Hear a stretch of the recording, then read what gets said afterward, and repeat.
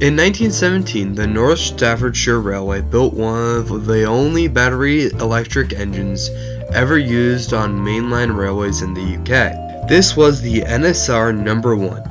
It wasn't really that impressive of a locomotive, with a range of 6 hours before needing a recharge and a top speed of 11 miles an hour. No. 1's designer, John A. Hookham, decided to expand off the base of No. 1. What he produced was NSR number 1917, Stafford. He could run for 10 hours without needing a recharge and had a top speed of 23 miles an hour. However, when grouping occurred in 1923, Stafford was sold onto the private market. For a few years he worked for the London Underground on loan, helping with maintenance trains. However, in 1928 he was moved to Barrow-in-Furness to help with piloting work. Whiff would join him a few years later in 1930, and the two would work together for quite a few years.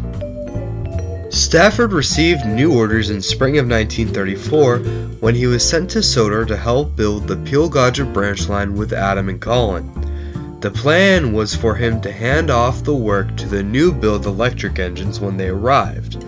However, when they proved unsatisfactory, Stafford was asked to stay on to run the short lines to the aluminum works and the hydroelectrical plant.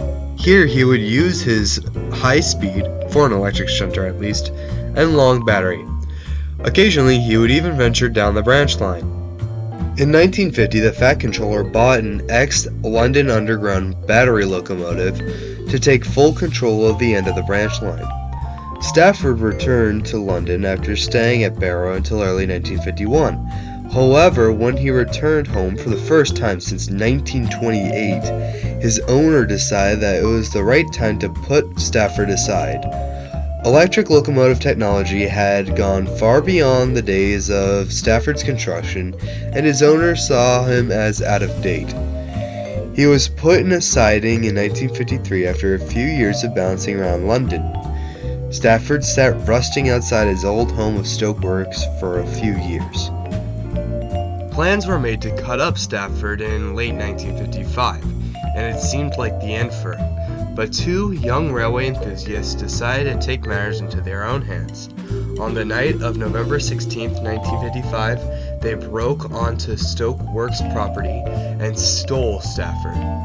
They had already planned for Stafford to hitchhike on a goods train to Barrow-in-Furness with a sympathetic Earl class. By now, Stafford was well and truly out of battery charge. He sat hiding in the BR sheds at Barrow until one of the ginties that worked on the line to Normanby agreed to help smuggle him onto the island. He was shunted into the long-disused shed at Normanby Docks, where he stayed for months. In May of 1956, the Earl of Sodor bought the rights to the Normanby branch line. Stafford's old friend Whiff, now owned by the Earl, found him in the shed at Normanby Docks and brought Stafford to the Earl's attention. The Earl soon got in contact with Stafford's previous owners, where he found out Stafford had been declared a derelict.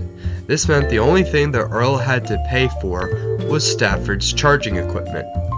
Stafford is, of course, not a derelict and lives a long life as a member of the Normanby Estate Railway with his old friend Whiff.